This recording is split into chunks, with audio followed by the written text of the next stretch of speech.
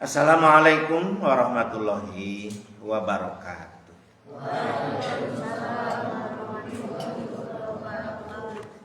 Alhamdulillahirabbil alamin wa bihi nasta'inu ala umuri dunya waddin.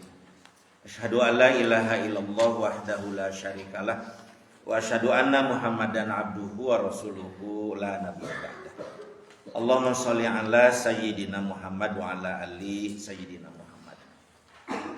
Para santri rahimakumullah, pertama-tama marilah kita sama-sama memanjatkan puji dan syukur kehadirat Allah Subhanahu wa taala atas berbagai kenikmatan yang Allah berikan kepada kita sekalian,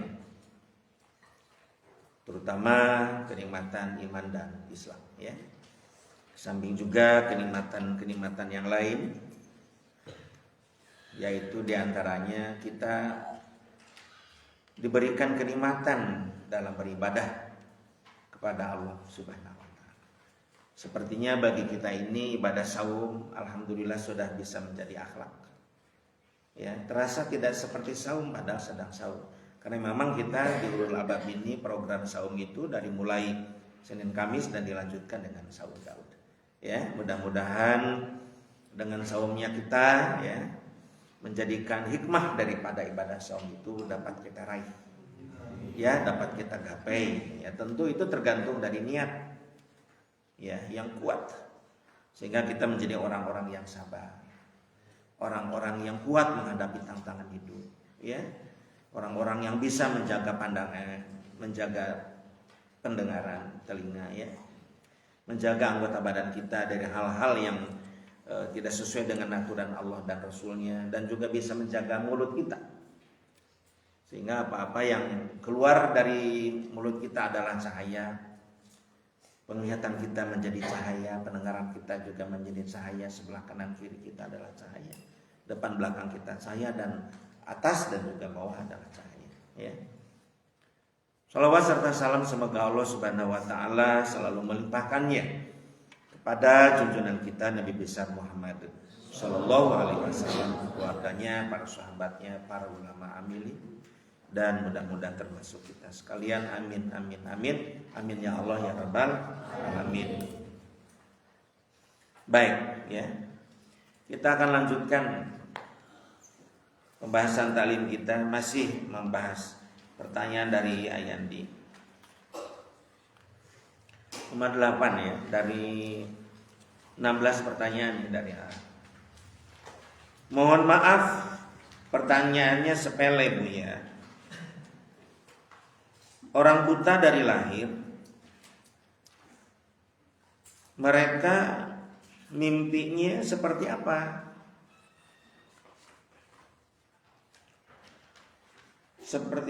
Seperti apa bayangan yang dilihat oleh orang buta? Apakah gelap? Baik. Nah, berbicara tentang mimpi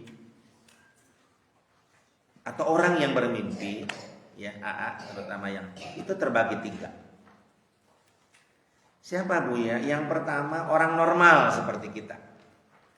Artinya sejak lahir sampai kita wafat, mata kita alhamdulillah Allah beri sehat, ya. Kita harus selalu berdoa, ya Allah jadikan mata aku, ya, sehat sampai aku meninggalkan dunia yang fana ini. Mengapa kita mesti berdoa begitu? Tidak sedikit santri di usia berapa, di usia anak-anak, remaja, orang dewasa, yang penglihatannya diambil oleh Allah, tiba-tiba tidak bisa melihat. Itu faktor virus. Pertama adalah virus, ya, yang disebut dengan trachom, virus trachom. Ada juga karena faktor keturunan, nggak kena virus, tapi faktor keturunan dari atasnya itu memang matanya tiba-tiba, ya, suka tidak bisa melihat, atau paling tidak istilahnya itu bisa melihat tapi sangat terbatas. Kemudian pada usia sepuh sudah tidak bisa melihat lagi. Atau faktor penyakit yang menaun. Faktor apa, Bu, ya? Diabetes mellitus. Itu penyakit gula. Itu menyebabkan mata tidak bisa melihat. Atau faktor kecelakaan, tabrakan, ya, atau matanya tertojos, alhamdulillah. Atau ada binatang yang masuk ke mata. Ada saudara Buya lagi bersih-bersih laba-laba gitu. Ada laba-labanya kecil tapi warnanya keemasan. Kecil tapi warnanya keemasan. Pada saat dikepuk begitu, dia langsung ke dekat mata dan langsung menyemprotkan racunnya. Gak bisa melihat.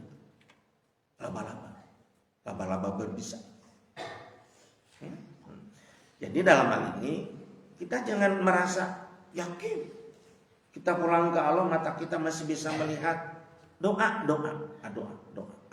umumul ibadah. Senjata ataupun dapat dikatakan adalah sumsumnya ibadah. Bagaimana kita itu supaya ibadahnya bisa sempurna, bisa baca Quran, baca hadis, ya, membaca ayat-ayat Allah kauniyah namanya mata. Karena mata itu kata orang jendelanya dunia. Jendelanya dunia. Ada istilah dari mana datangnya lintah dari darat turun ke kali. Dari mana datangnya cinta dari mata turun ke hati. Jadi kalau nggak bisa melihat, mana bisa kita dari mata turun ke hati, gitu kan ya? Meskipun tidak begitu juga sih, orang yang buta juga merasakan perasaan mahabbah atau cinta. Makanya orang-orang buta nikah nggak? Nikah loh, nikah. Cuma kalian harus tahu selama ini bahwa kalau yang butanya adalah pihak perempuan ya ini hampir 100% nikah lagi dengan orang buta. Tapi kalau yang orang butanya adalah laki-laki, hampir 98% nikah dengan orang yang wanita yang bisa melihat. Karena laki-laki punya akal. Setiap yang ketemu orang yang buta, pasti istrinya itu bisa melihat normal.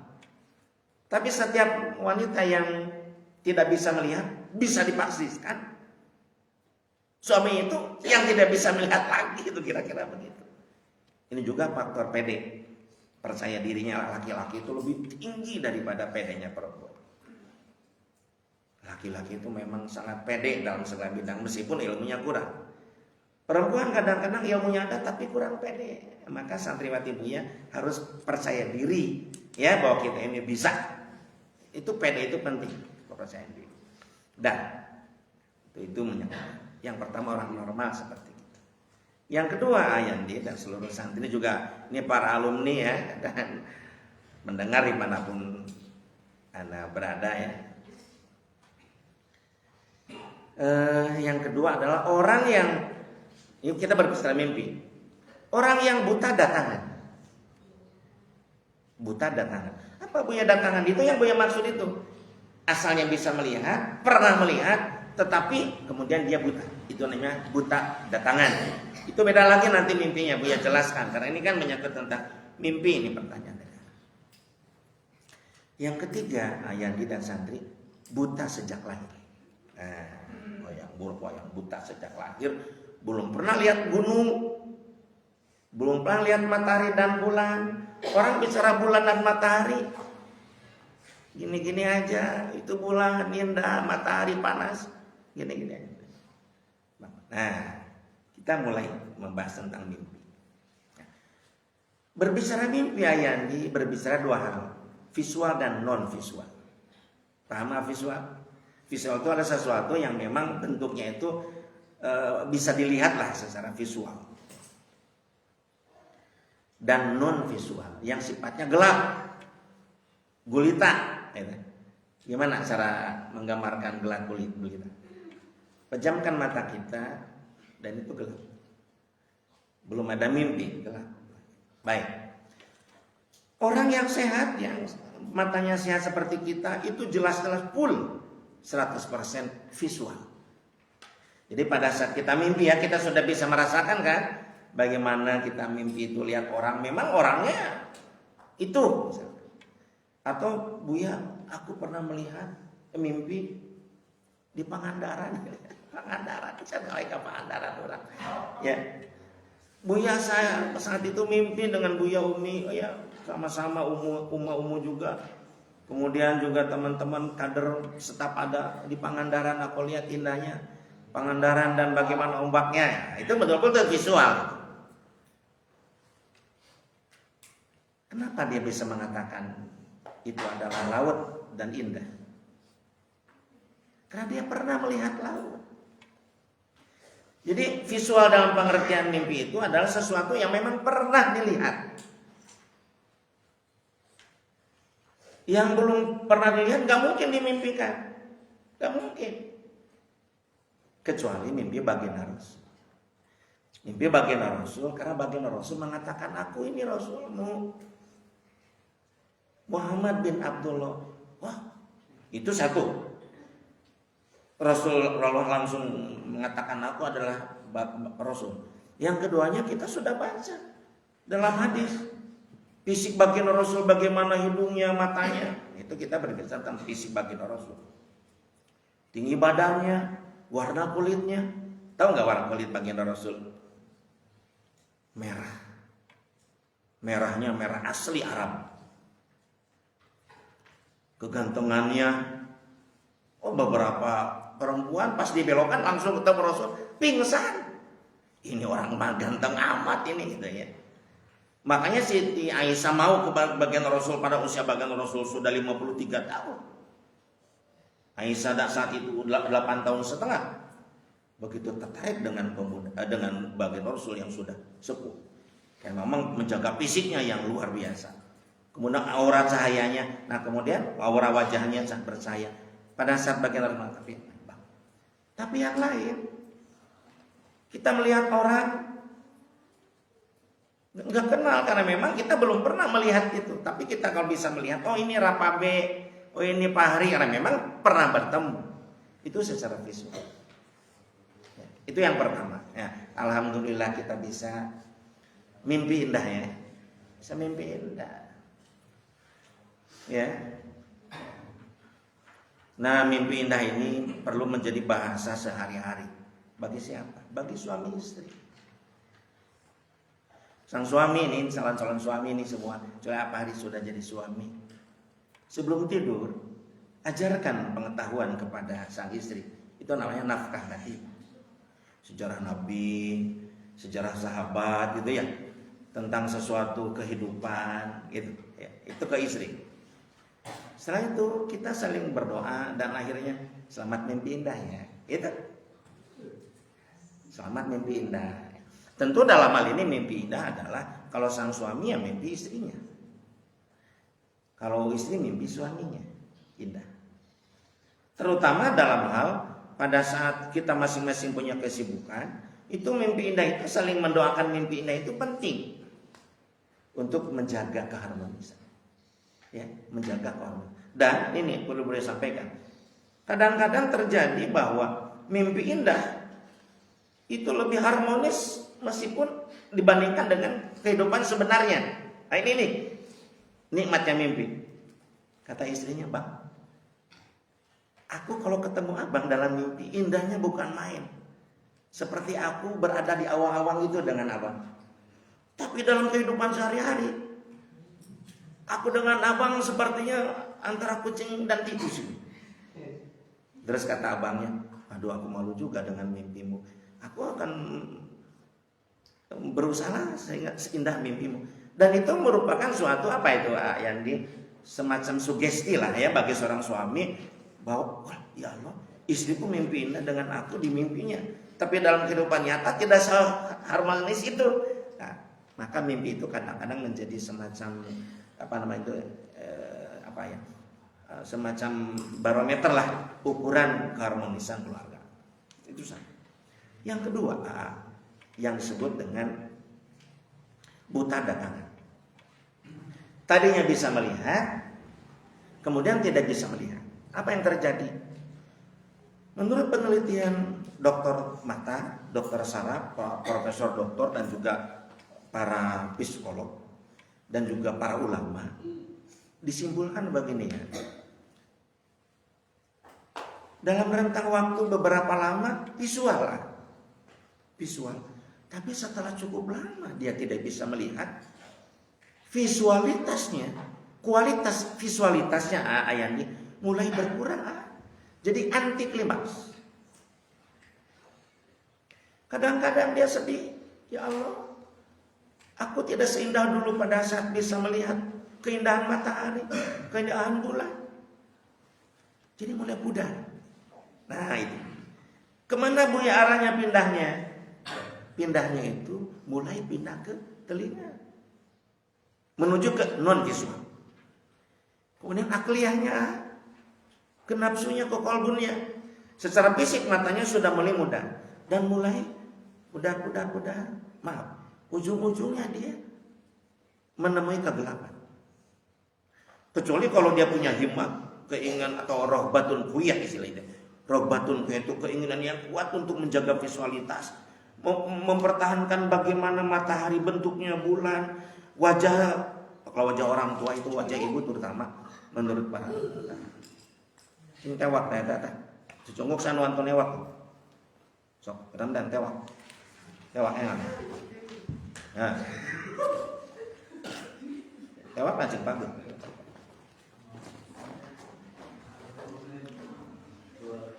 cucunguk ya hoyong ngawas kabuyam. Memangnya Uya Nabi Sulaiman bisa baca cucunguk. Pelangi. Dia sambil mempertahankan visualitas. Ibunya itu satu-satunya orang yang tidak lupa akan wajahnya. Itu wajah ibu yang kuat di pikiran seseorang. Ayah mulai pudar-pudar. Kan itu ada istilah lagunya.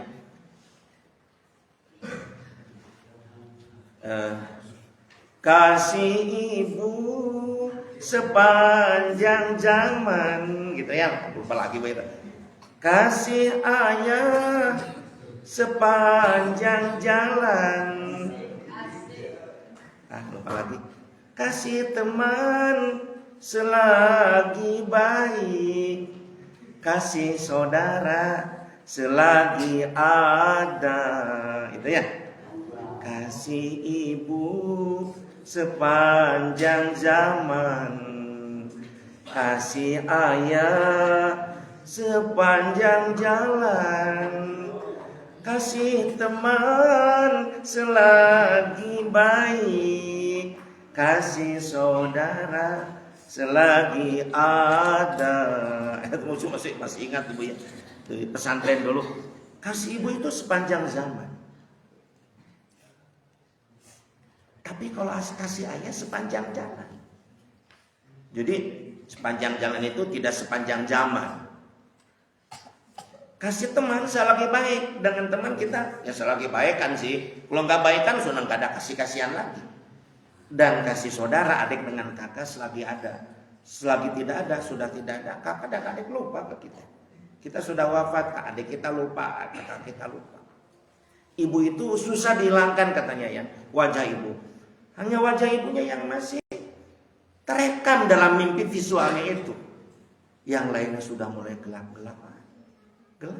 Nah, kalau sudah begitu Yandi juga seluruh santri dapat dipastikan orang yang orang yang buta sejak lahir tidak melihat apa-apa kecuali kegelapan.